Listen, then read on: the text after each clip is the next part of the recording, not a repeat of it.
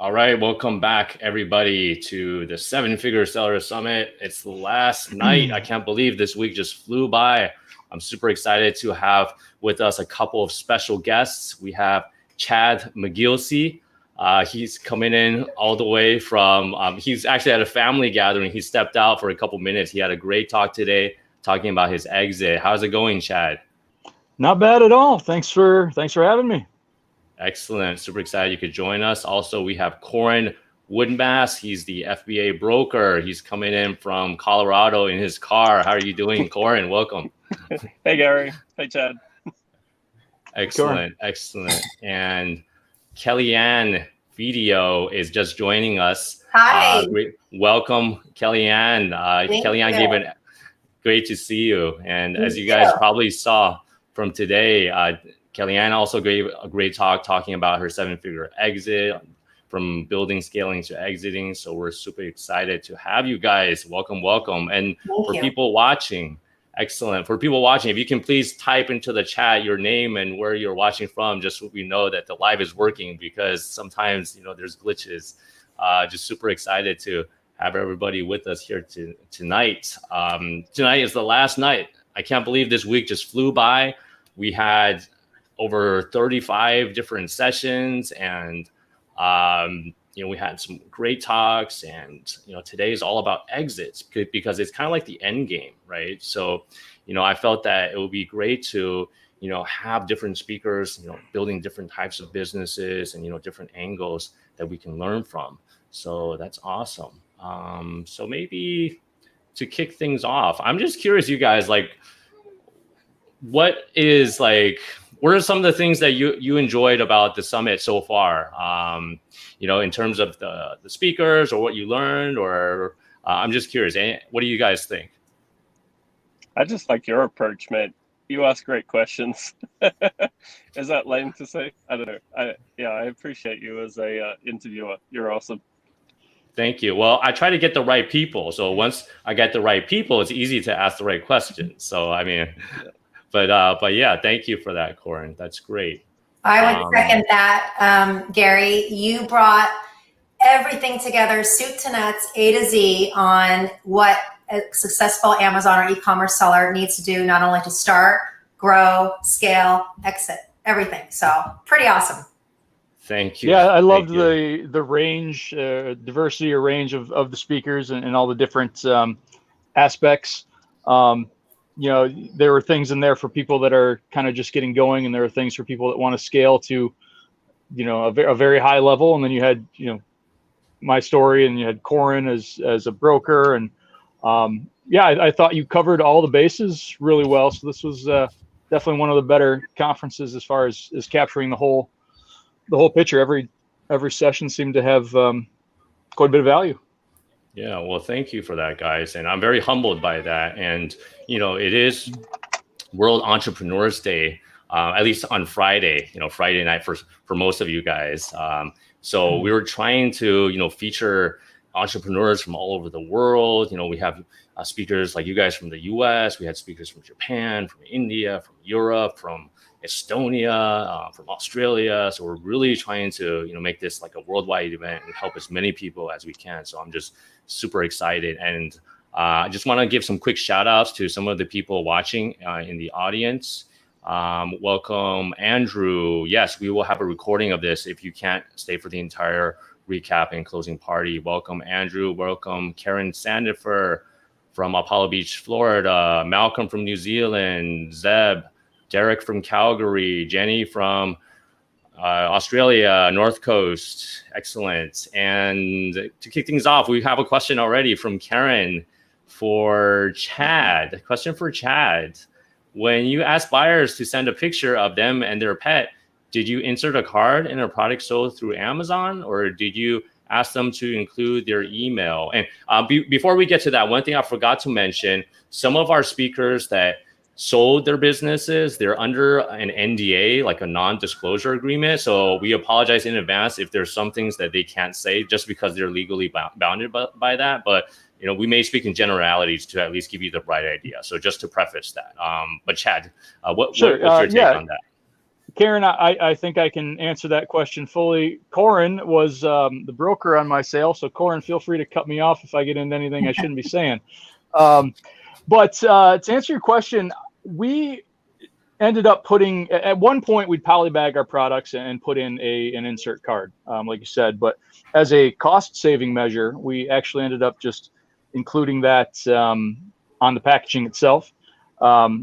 Didn't do that for any reason really other than cost savings. The insert card was working fine, but ended up just printing that right on our packaging. I was slightly worried that Amazon may have a problem with that, but I think the wording we used in having a charity mission with it was sufficient, and we never had a problem with it.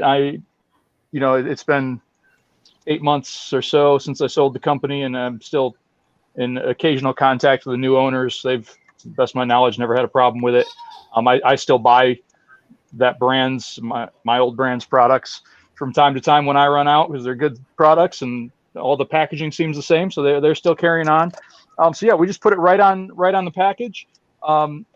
We made sure we didn't use it as a way to take those buyers away from Amazon, or didn't do anything like that. But it was just hey, send in a photo and we'll reply with a pet that we had donated to, and it built a lot of goodwill, and you can continue the conversation with your customer however you would like after that. And this strategy, I think, would work in a lot of different brands. I've thought of in the future maybe creating a travel company or something. It's like, hey, if you travel with our product, send us a photo from wherever you're at, and we'll donate to a charity in that country or whatever, so that you can apply this same idea that builds a list and builds a lot of goodwill with your customers in many different industries.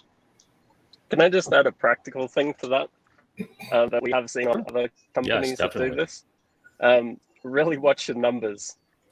We've seen a couple of companies that go the charity route, and I fully support this, by the way, but do numbers. If you're in business to be profitable first. And the reason I mention this is if you start a business specifically for selling, if you start a business and you commit to doing something that is publicly out there, the buyers will need to continue doing the same thing. And if that impacts your profit heavily, which in some cases it can if you're not smart about how you do it, like Chad was, they'll be committed to doing that. So it may actually limit your buyer pool if you don't know your numbers and keep track of what you're doing. Yeah, that's a good point. Yeah, great point. And Karen says, thanks. I love the concept. Excellent. All right, great. And also I'd like to welcome a couple other people that are dropping in. Mofo Lake, I took Pa from Reading, UK. Thanks for joining us. I think it's like midnight over there. So thank you. And Dion from New York, and Zeb Dropkin. He says, did you shy away from pronouncing Medellin? I think is that Colombia? Medellin. Okay. Isn't it? Medellin. Yeah, I don't know where that is. Forgive my ignorance of geography. Colombia. I think it is Colombia, right, Zeb? So welcome. That's awesome. We have a worldwide audience today. That's great. And just to let you guys know, Chad actually did work with Corin on his exit. So we kind of have multiple sides of how the whole deal went down. If you guys have any questions about that, I think it's great that, now's the time. I mean, you guys are sitting in a mastermind with 2 7-figure sellers and, one person, Corin, who's the FBA broker. He's brokered so many deals. I mean, they've really seen, the good, the bad, and the ugly when it comes to this. So definitely, ask your questions right now. And Kellyanne, I just wanted to welcome you again. Thanks again for coming back. You are an alum of the 7-Figure Seller Summit. In the first year you were right in the middle of scaling. You were at 7 figures already, and now you're exited.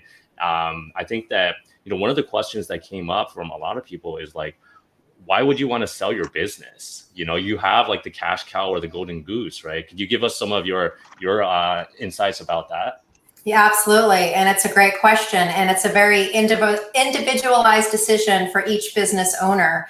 And so I can tell you, some of the factors that went into my decision to sell. But to put it in a broader perspective, and I preach this all the time, and I think Corin and Chad would agree, you know, if you do want to ever sell your business, you want to make sure to sell it on a high note, you know, so that you can show that growth, that sustainable growth, because any person who's going to purchase your business, or, you know, strategic acquirer or private equity firm, they want to see not only past growth, but future growth. And so there is, you know, a nuanced balance there with, you know, achieving that growth on your own, and then knowing what your limits are. I love, I was recently interviewed by Joe Valley of the Quiet Light podcast, and he coined a term, and we had him on our podcast as well, and he coined a term: do not promote yourself to incompetence. And I love that phrase, because I knew that to take my business from a 7-figure to an 8-figure and beyond business was going to require a whole new skill set, scaling a team, leadership abilities, capital injection, all those kinds of things. And I knew that I was ready to pass the torch with my business at the level that I took it to, at least for this time in my life. So I'm a mother, I'm a wife, I've got 2 teenage daughters. I have great aspirations for investing.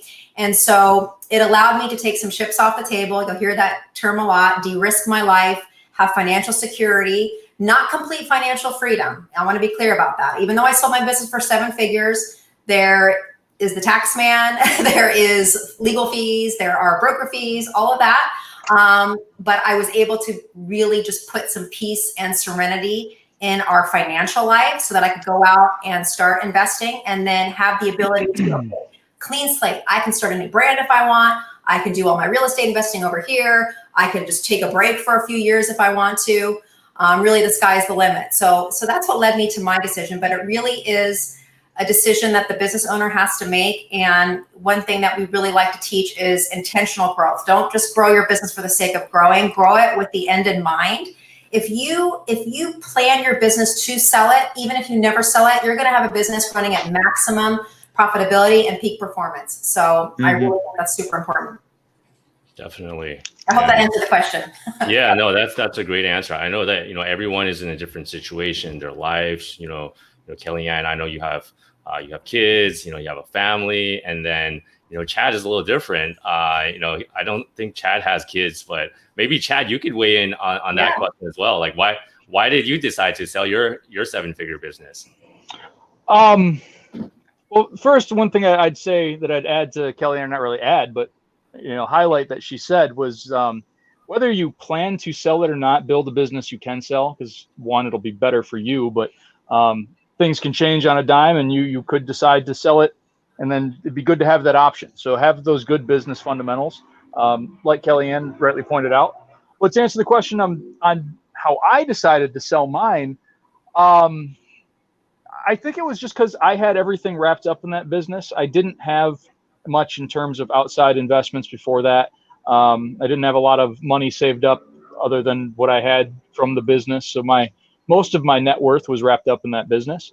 It was a great business. I think it had a lot of growth opportunity, but I didn't have I don't know if it's skill set or drive or something to go from the 7 figures to 8 figures. And I probably could have done that with a lot of effort, but there's also risk there if things go south. So, you know, kind of like Kellyanne said, I was like, okay, I can sell this. I can have plenty of money. I can start a new brand. I know how to take it from 0 to over $1 million.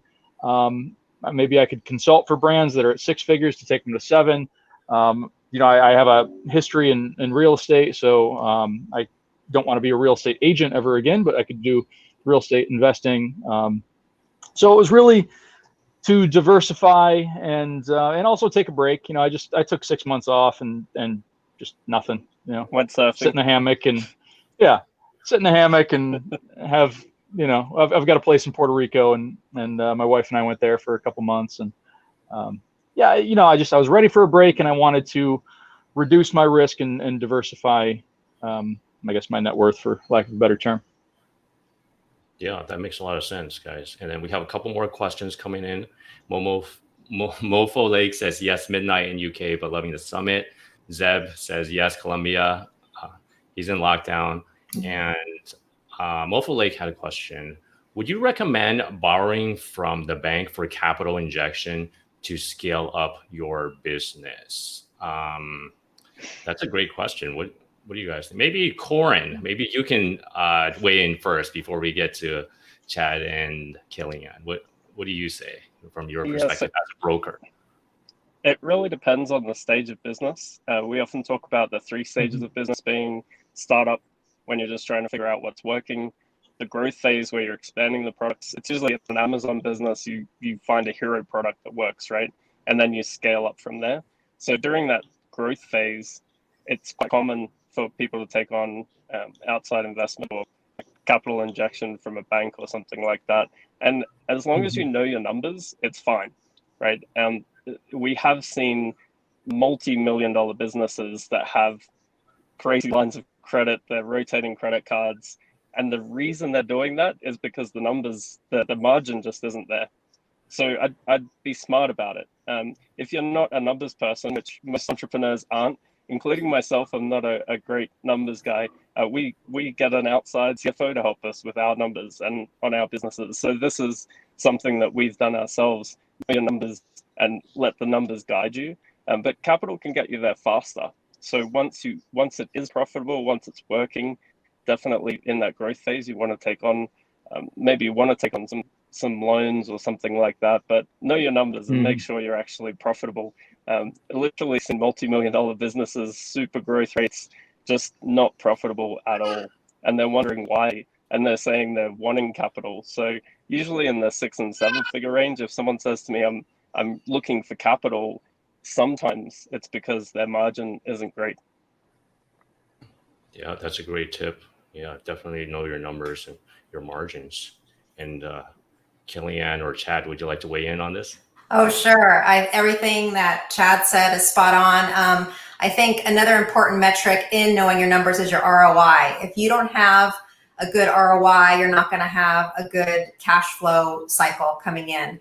And, we try to preach that not only do you need to know your numbers, and that assumes that you have, an e-commerce bookkeeper, you have, you're doing things on the accrual method of accounting, but also it's really, I think, important, especially scaling from 7 figures and beyond, that you have a CFO helping you with your cash flow management. There's no way to scale these businesses without some kind of cash flow injection.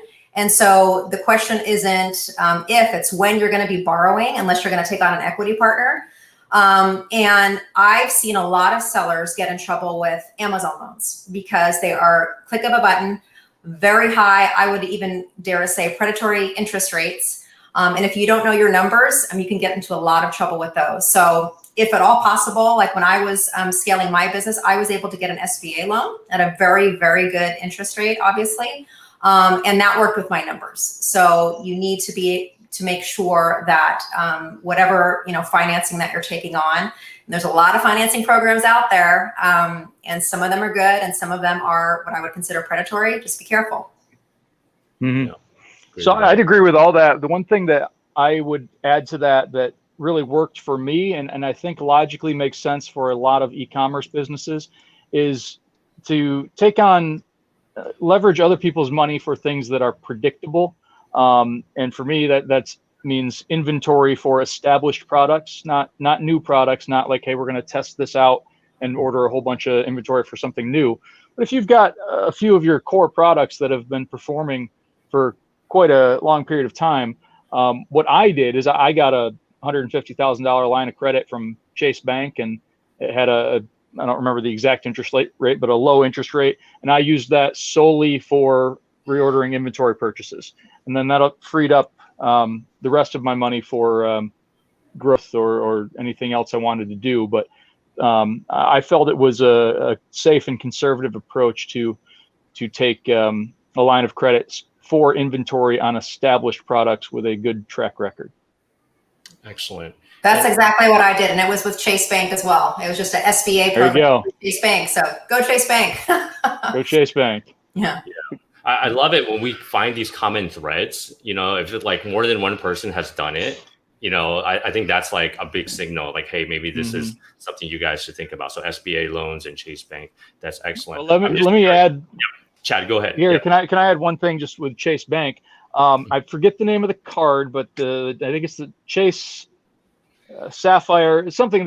One of their business cards, you get 3x points on advertising, and that includes both Amex. Facebook ads Yeah. and probably Amex too. But the one I used was Chase for Facebook ads and Amazon PPC. So a lot of sellers just have their Amazon PPC come out of their distribution, and I think that's crazy.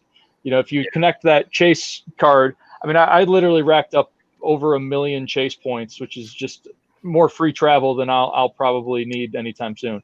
So that would be a thing. If you're not doing that, a Chase card, or there's also, like Corin said, an Amex card that is similar. Rack up a whole bunch of free travel. Yeah, if you're building a business like this.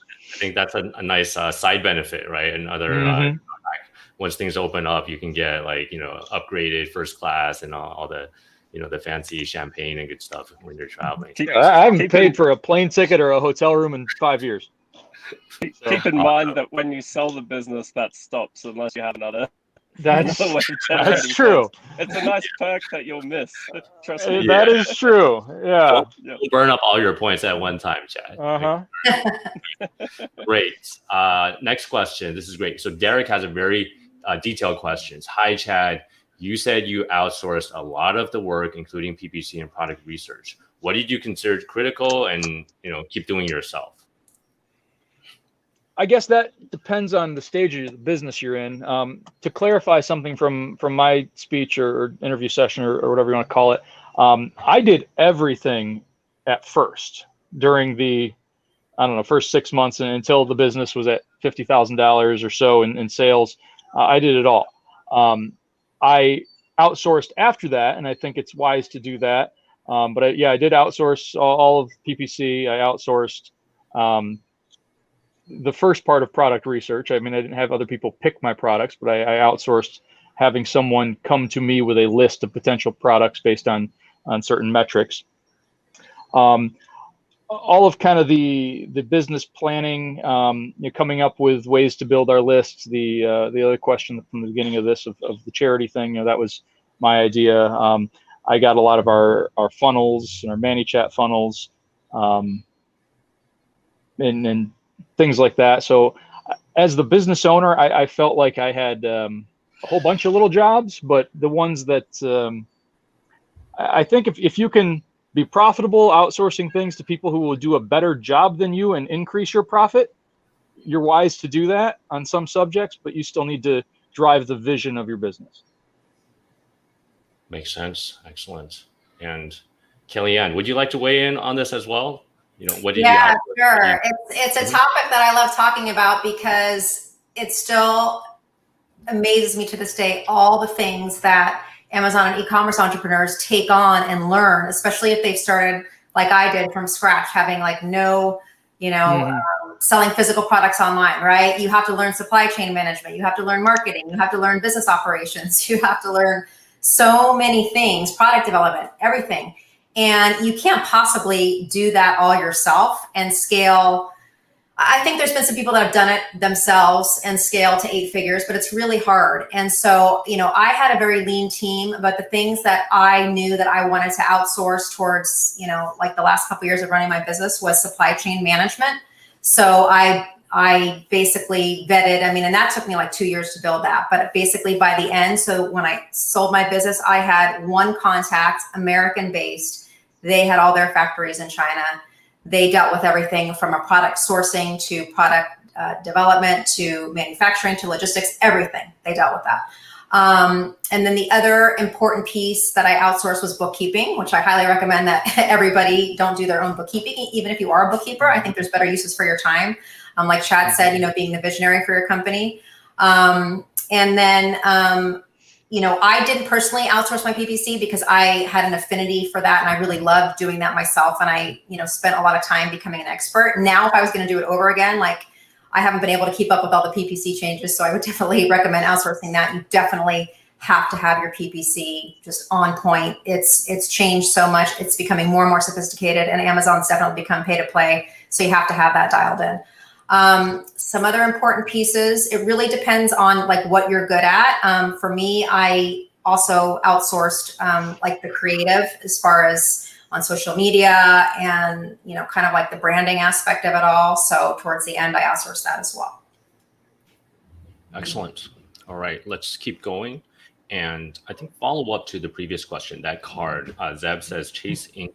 Business Visa. I don't know if that's the one with the 3x points on Facebook ads and PPC. Yeah, there's a couple different Chase Inc. cards. There's Chase Inc. Preferred and Chase Inc. So I don't know, just Google search business cards with Definitely. 3x advertising, Yeah. online advertising. We're doing a lot of advertising for Chase on this call. Big corporate. Yeah, I know.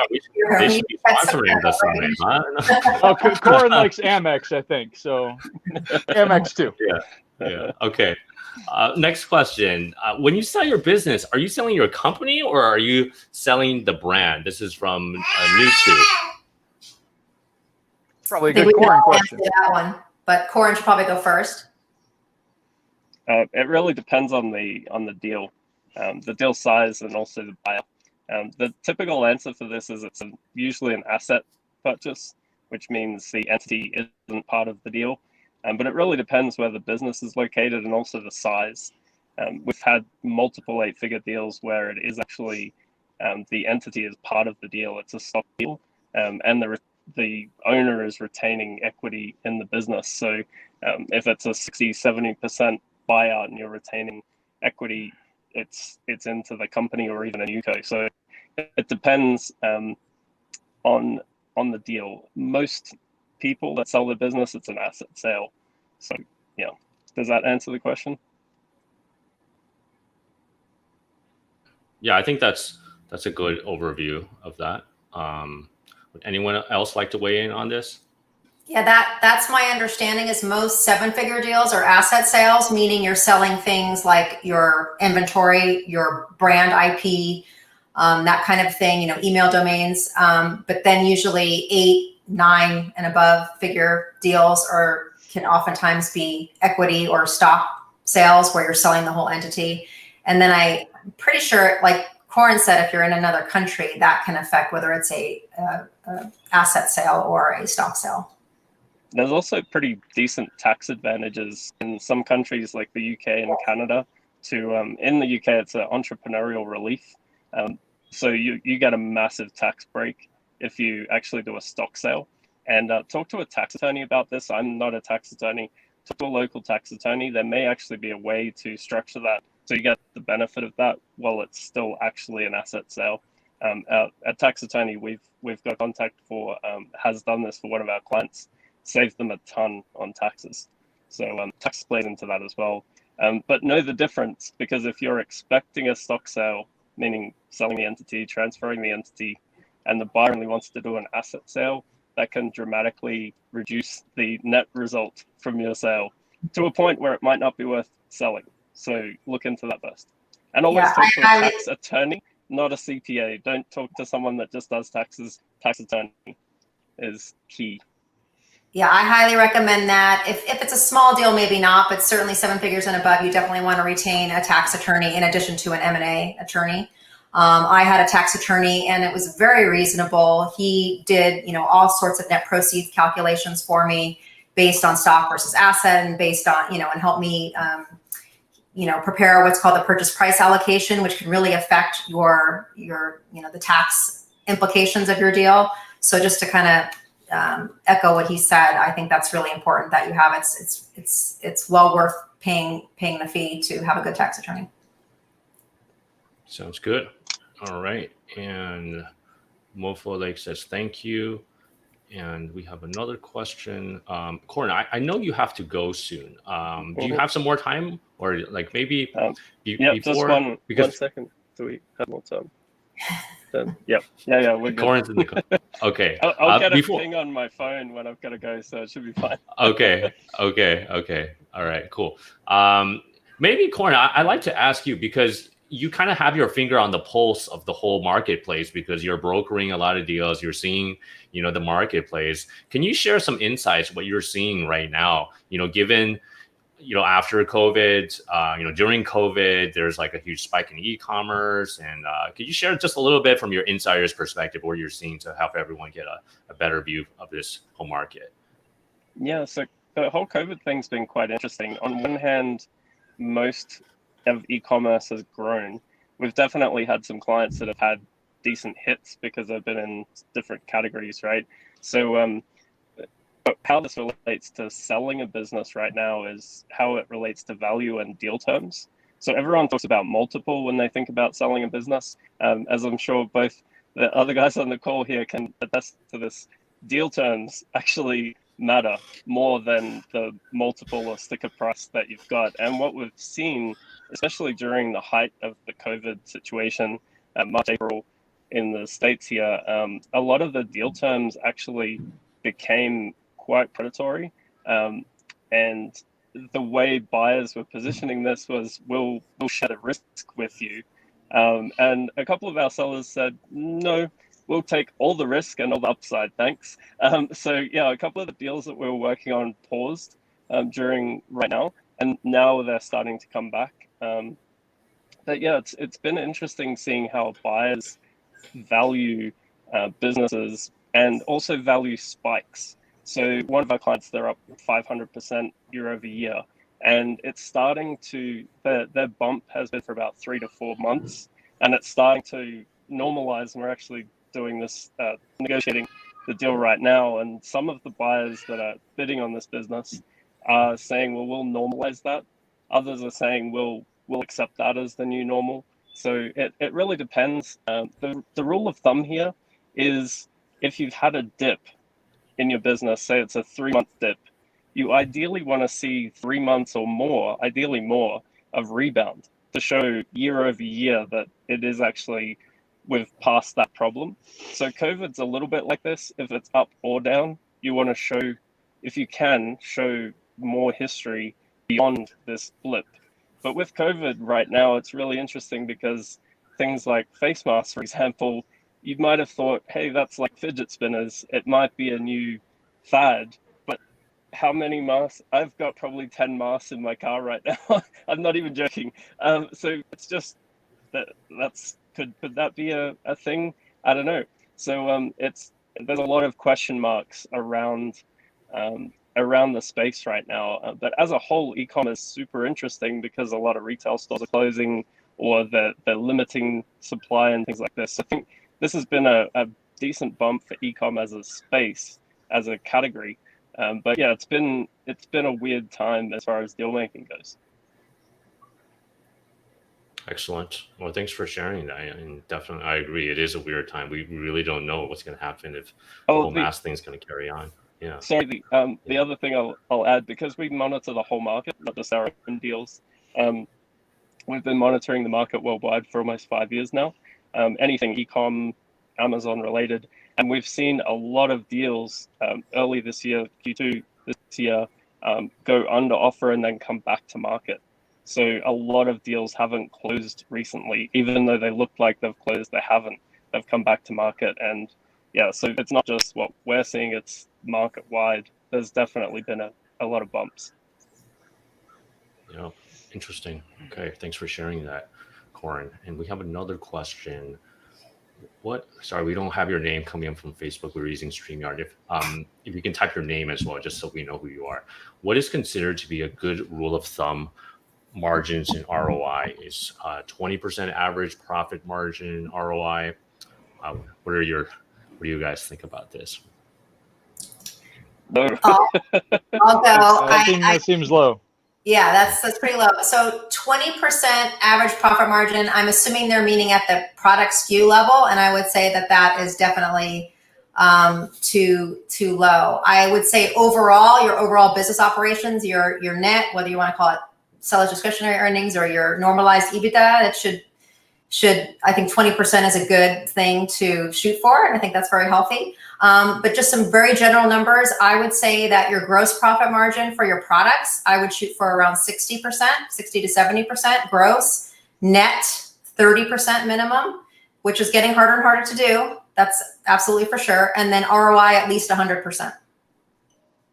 So just to factor that in with some market data, over the past 12 months, the businesses that have sold, if you're looking at net profit margin, the average is almost 30%. So like Cully was saying, you really want to aim higher. If this is a 20% Product margin, that's horrible. Go high. And you really need wiggle room here because you've got competition coming in, ad spend changes, all this type of stuff, right? And investors, they have a lot of choice. There's in the 7-figure range, there's always, we only monitor $1 million and above now because it was just getting crazy with too many deals. There's always 100+ deals on the market at any one time. So if you start looking at other businesses for sale and look at these numbers, because a lot of them are public, at least the net margin is usually available. It's usually a lot higher. Corin, the numbers that are published, would you say those are including ad backs or they're Absolutely. just net? Okay. Yep. And ad backs are at the discretion. Ad backs are negotiable, right? So there's always question marks about ad backs.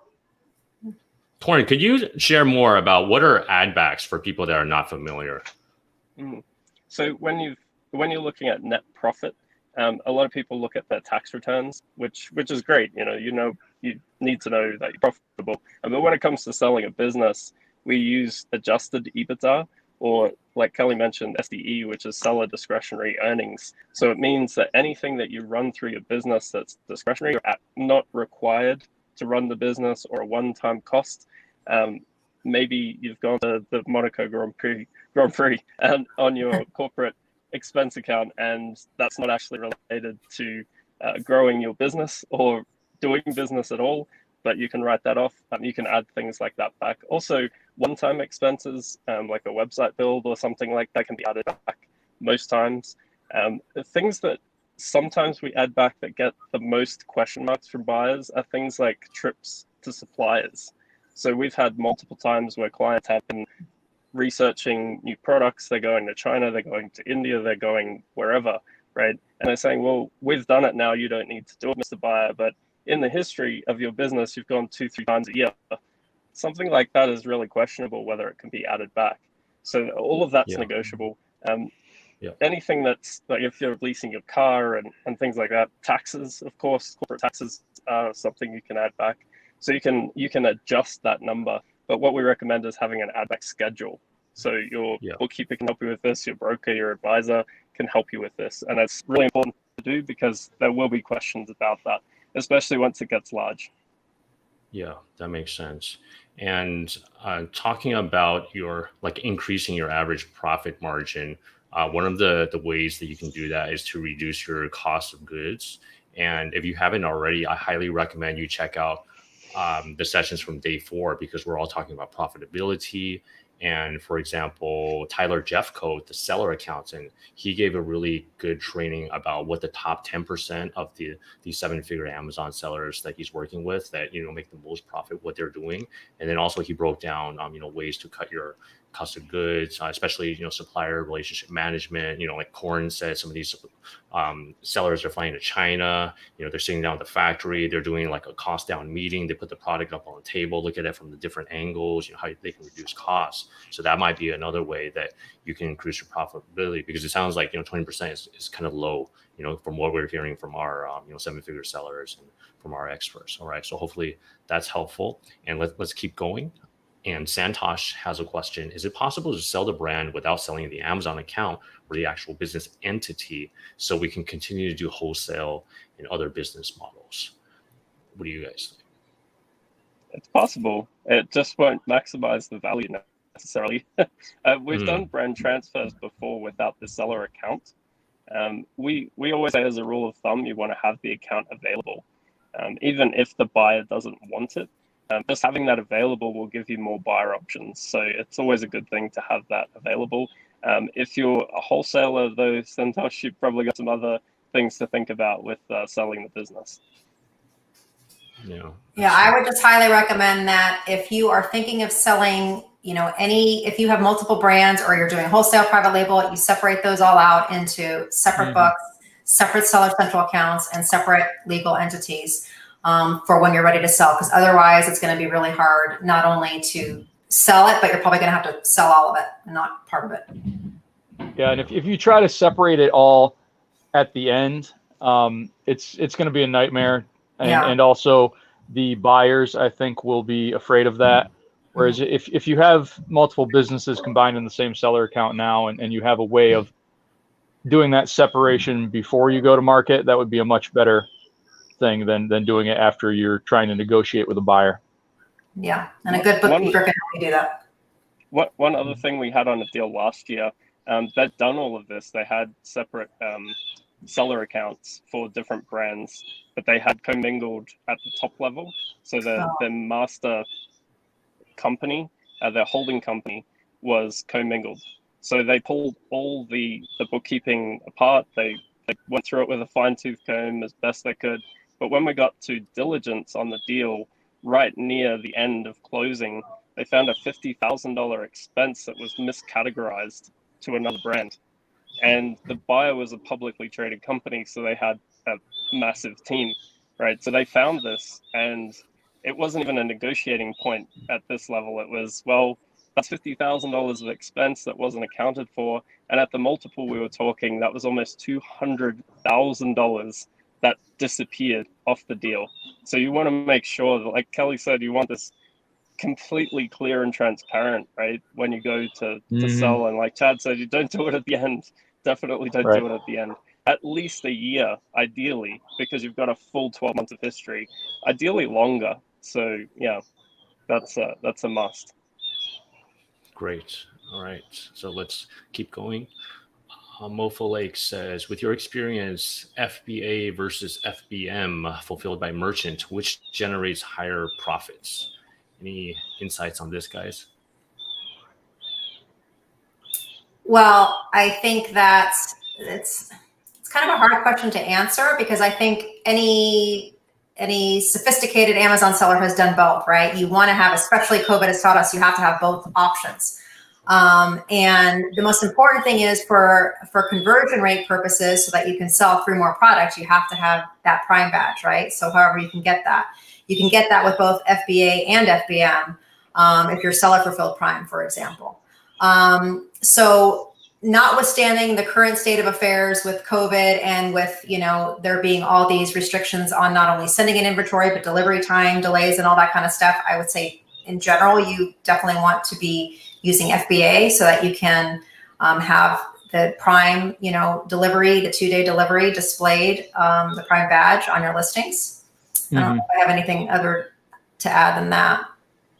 Yeah, the only slight twist I'd put on that is I used FBA for the vast majority of my Amazon sales, but I'd use FBM for bundles, because I can have a fulfillment center bundle individual products together very cheaply and mail them out.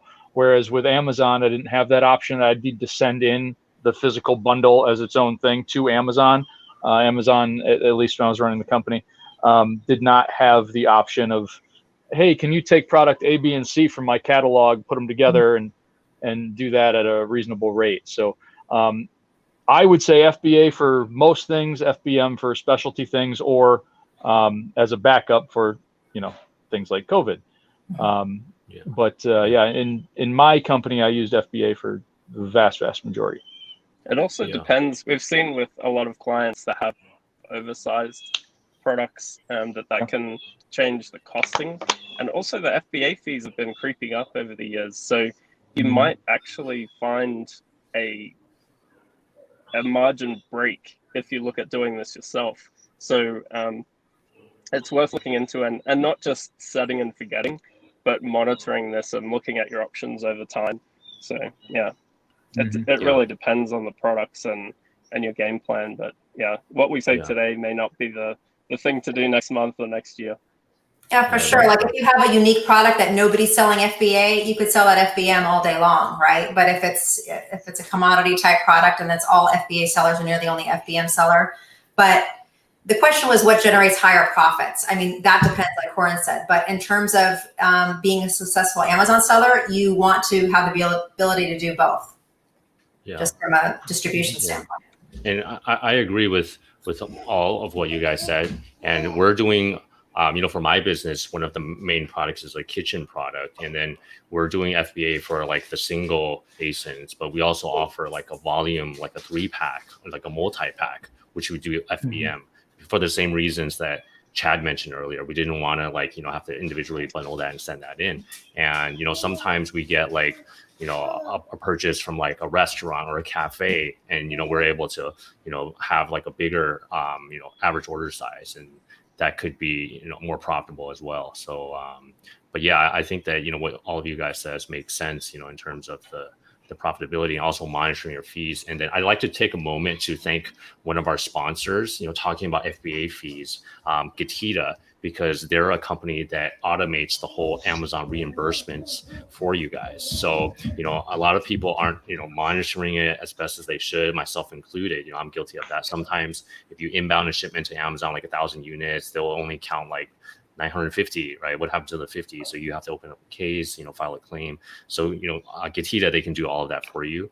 And they only charge you a fee if they successfully get a reimbursement. So they charge, so you get, I think, 75% of the reimbursement. They take a 25% fee.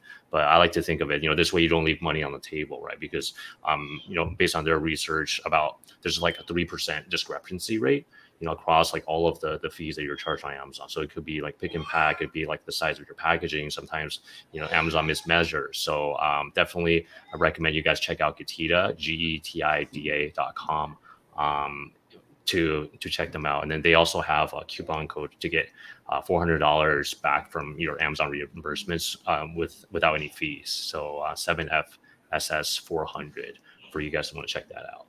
So that might be able to help you boost your profitability as well. So great. Let's keep going.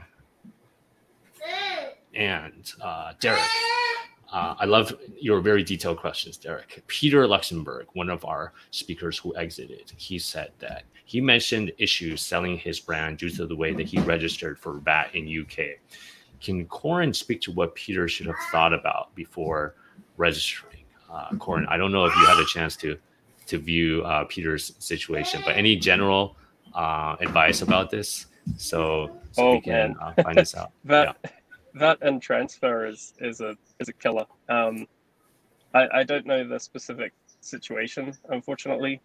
Sorry about that, but yeah, it's something that you want to really look into beforehand and get some help with. So I'd get I'd get a VAT expert to help you with this and talk to your accountant. So if you're in the UK, talk to them about setup and transfer. If you're in the US and you've set up over there, talk to experts that can actually help you with this, not just think about it at the last minute. Like Chad mentioned, don't wait to the end for everything. Get planning on this sort of stuff ahead of time, because it does delay transfer and it can be a bit of a pain. So yeah, that's not a specific answer, but that's my 2 cents on it. Sounds good. Yeah, I think that's a very detailed, specific case. So definitely, follow Corin's advice there. All right. Excuse me, Gary. I've got to bounce, mate. So yeah, thanks everyone. No worries. Showing up and asking. Good to see you, Corin. Questions and yeah, you too, Chad. Nice. Great to see you, Corin. Definitely check out the FBA broker and check out Corin's session for more info. Have a great night. Take care, Corin. We'll talk soon. Awesome. Thanks, Harry. Cheers, mate. All right. See you guys. Excellent. Okay. Well, I'm just thankful that you guys can continue on and everyone's watching live as well. Okay. And we have a question from Lu Jianshu. So Lu already upgraded to All Access Pass. Where can you find this information? Please email us. Thank you for upgrading. Please email us at support@sevenfiguresellersummit.com. We have a members area, so you can access. If you like to upgrade for the All Access Pass, you can get all 36 sessions, full access, lifetime access, videos, and the audio download, so you can listen to on the go. And then also we have some bonuses from our speakers as well. So thank you for upgrading. Please email us.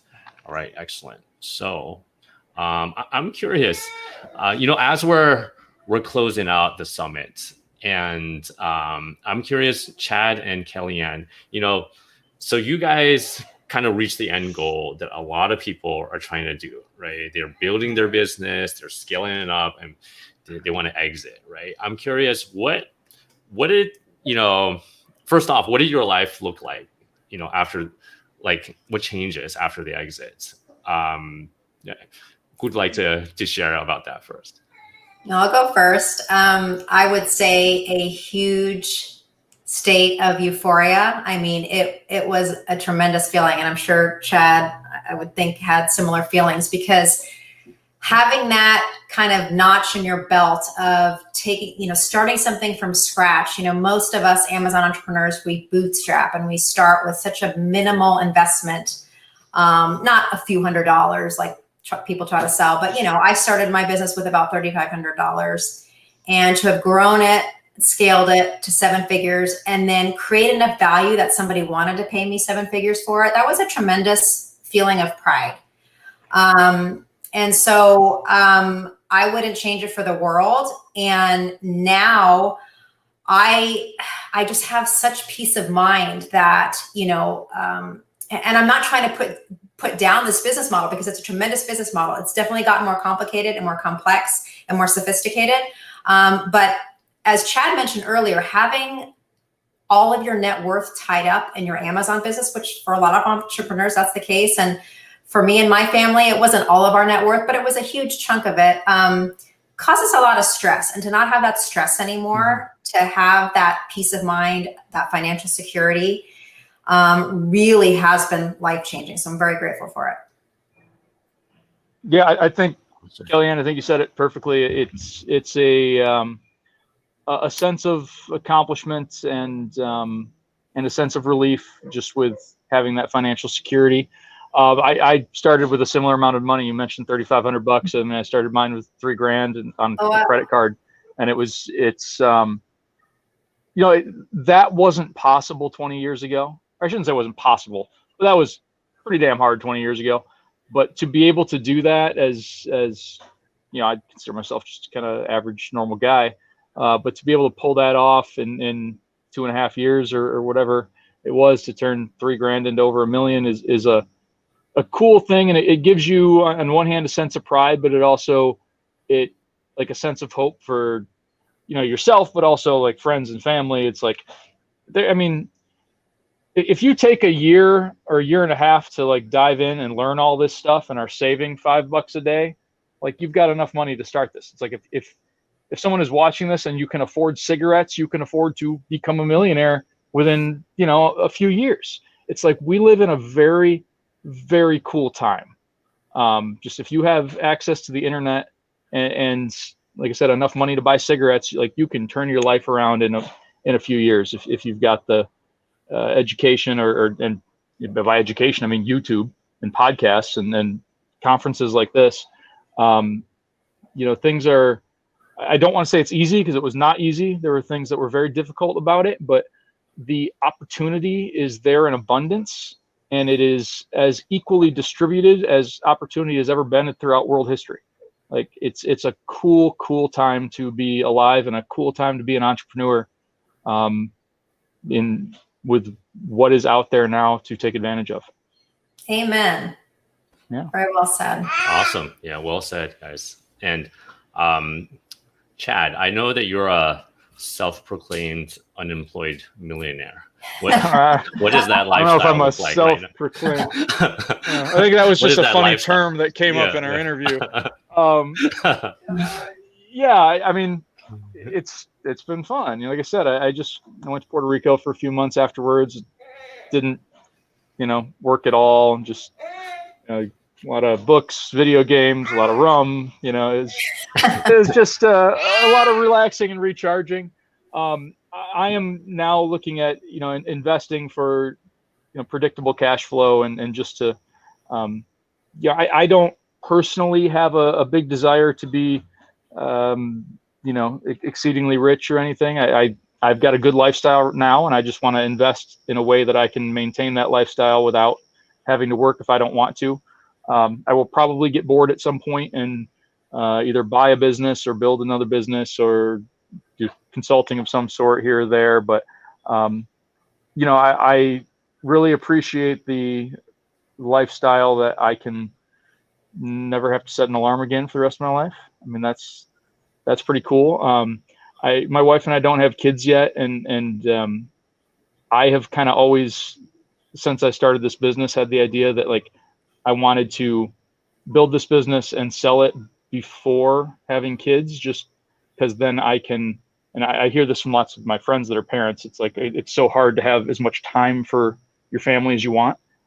So I kind of use this as a very intentional strategy of, okay, I'd like to have that in place, and then, God willing, have kids and be able to, have as much time as I'd like for that. So it, I really enjoy my lifestyle now, and who knows what I'll do going forward, but I've been able to build a lifestyle where I can make that choice. I'm not on anybody else's clock. I'm not on anybody else's, I don't have a boss. I never will. Like, it's a nice feeling. Excellent. Yeah. So that's a great perspective, coming from someone that doesn't have kids and family, or, kids. And then Kellyanne, I'm curious, how did your lifestyle look like, after the sale? Because I know you have a family, you have kids, and I'm just curious to get your insights. Yes. Well, I was very clear on my intention of how I was going to build my business, and with being very proactive on planning to sell it to fit with the lifestyle that I wanted. Now, that doesn't mean that I didn't have some weeks where I was working 24/7 or have late nights and all of that. But overall, I built it to be a lifestyle business. And, as I said earlier, I love Amazon. I love e-commerce. I am going to continue to be involved in that in some shape or fashion, or in multiple ways.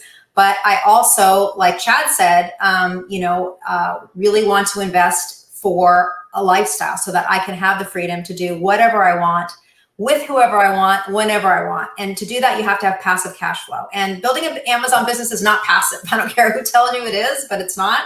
That's what I would call an active business. And I'm probably always going to be involved in an active business in some fashion, but now I can do that on my own terms. And I like to say I got off the hamster wheel, and now I can be investing for, passive income, i.e. real estate investing, which I've become very passionate about, and, also helping other sellers now with their exit journeys. I have, definitely desires to buy a brand. I don't think I'd start a brand from scratch. I think I would buy one.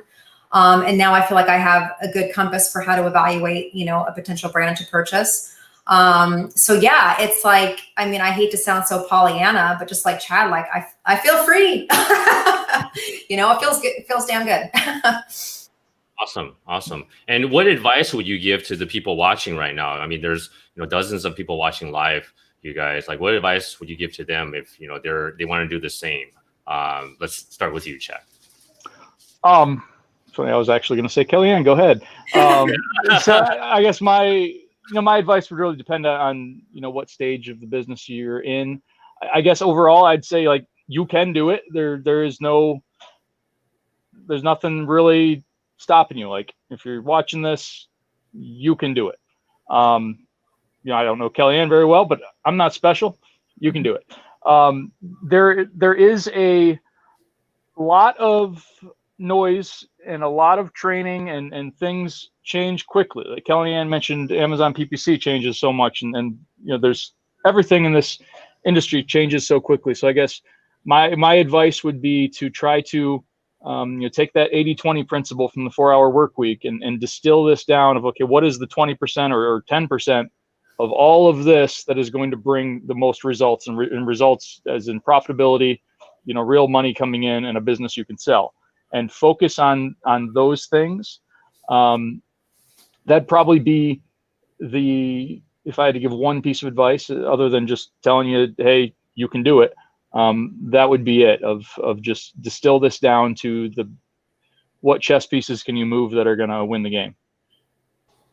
Excellent.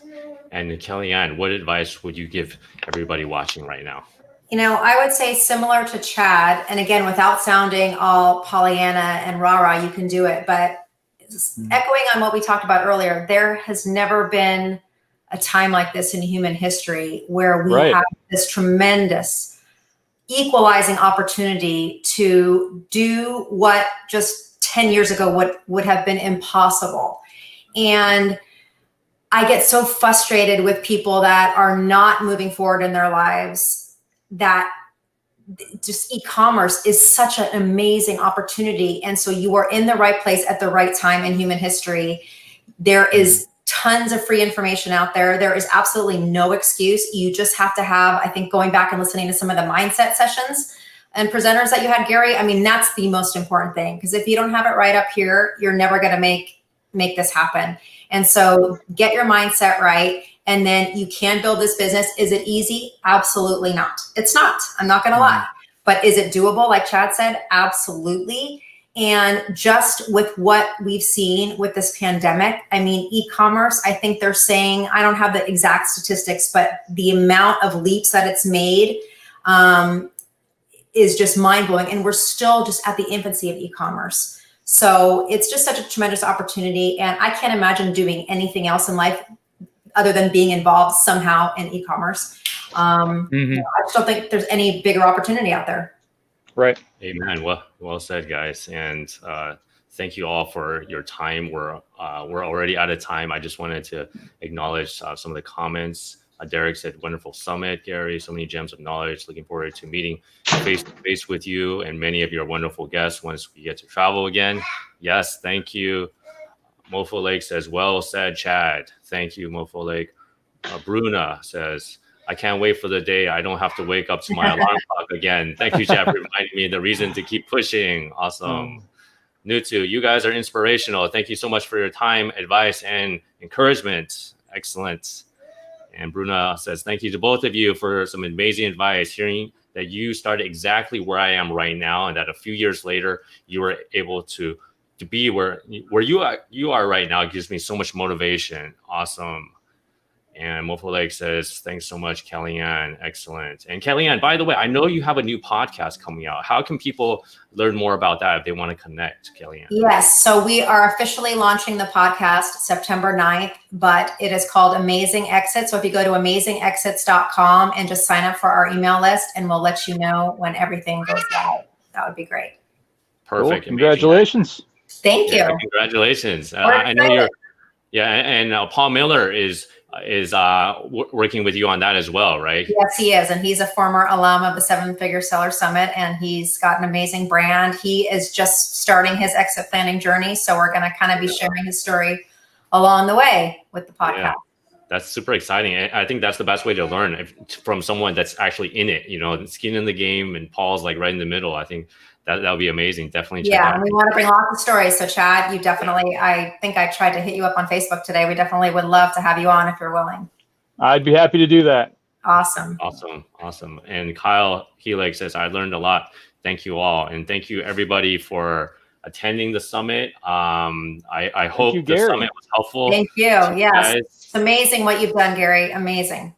Well, I couldn't have done it without you guys. Chad, Kellyanne, Corin, and all of the amazing people that I was able to connect to, virtually, even though we're in a pandemic lockdown. I think this is the silver lining, right? I mean, this is why I wanted to, bring together a lot of people, that are in e-commerce, and to show people that, it's not just negativity and the stuff you see on the news 24/7, right?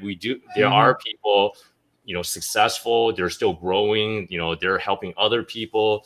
That's kind of the reason why I wanted to do this. So I'm super grateful. Thank you, everyone. You guys for speaking. Thank you, everybody, for watching. I'd just like to take a moment also to thank my family, thank my wife, Deborah, and my baby, Harrison. They've been dealing with daddy being away, dozens of hours. So I'm just thankful for that. Also thankful for my team, Josephine, for her support. Milan with all the web development, Dave, he's helping with all the Facebook ads and the emails, and then Russell, one of our team members, he created all the beautiful graphics and the social shares for you guys, for Chad and Kellyanne. Thank you to him. And he actually became a new father this week to a healthy son, Primo. He's in the Philippines, so congratulations, Russell, and to your family. We're super happy for you. And also thank you to Feng. He helped with all the video editing to make all of us look beautiful and all the videos look great. So thank you to Feng. And I guess lastly, thank you to everybody watching today. It is World Entrepreneurs Day. I mean, we wanted to do this during this week to help you guys all over the world. So I'm super inspired by all of you guys. So hopefully this helps. And I don't want to say it's over, because it's never over, right? This is just, we're in the middle of it, because we're going to Q4 and e-commerce is crushing it. So this is awesome. I really appreciate everybody. And just a quick shout out. Mofo Lake says, thanks, Gary. It was an awesome summit. Thank you. Kathy, someone was awesome. Nutu, thanks, Gary. You're a star. I think the real stars are all of you guys that are actually doing this. So hopefully, we can help you. And baby, yes, baby, excellent. All right. Anything else you guys like to share before we close? No, I would just highly encourage, and Gary did not tell me to say this, but to get the all access pass, because this is evergreen information that he's presented here. And it's something, for everything from the mindset all the way through the exiting, really, really valuable to listen to everything. I haven't even caught up with all of the sessions yet, but I plan to.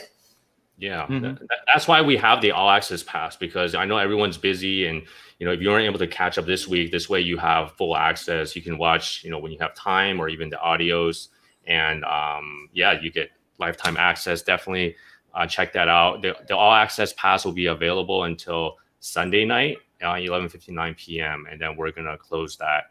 All right, so definitely consider that if you haven't already upgraded. And we will have a special surprise for World Entrepreneurs Day tomorrow as well. So you guys pay attention to your email inboxes. We'll have something special. Okay. Other than that, I think Mofo Lake said it well. It's 1 a.m. in the UK, time for bed. So thank you everybody for joining. It's been amazing, and good night. Happy selling, and keep crushing it, guys. Happy Entrepreneurs Day. Thank you. And Happy Entrepreneurs Day. Happy Entrepreneurs Day. yeah. See you, Chad. See you, Kellyanne. Bye, everyone.